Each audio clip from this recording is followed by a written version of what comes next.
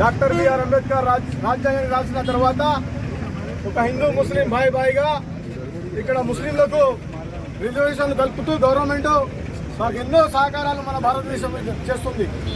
దీనికి నిన్న మొన్న పాకిస్తాన్ తీవ్రవాదులు జమ్మూ కాశ్మీర్లో చొరబడి మన ఇండియన్స్ కు మరణఖాండ ఇవ్వడానికి వాళ్లకు మేము నాగర్ కర్నూల్ ముస్లిం యువకులతో పెద్ద ఎత్తున వాళ్లకు మేము జవాబిస్తాం.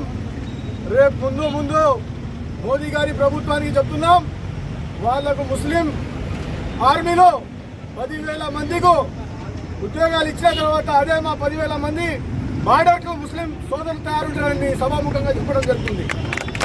పాకిస్తాన్తో ఫస్ట్ మేమే కొట్లాడతాం.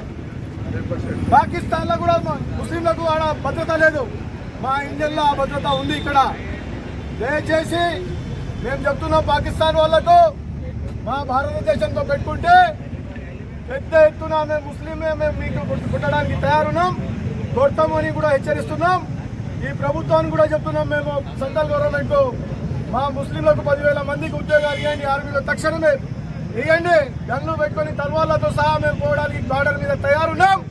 ఈ దయచేసి రేపు మనం దీనికి ప్రత్యేకంగా ఒక యాక్షన్ కమిటీ వేసుకోవాలి. దీని మీద మేము ఏ దానికైనా పోరాటం చేయడానికి తయారున్నామని ఈ సభాముఖంగా జరపడం జరుగుతుంది.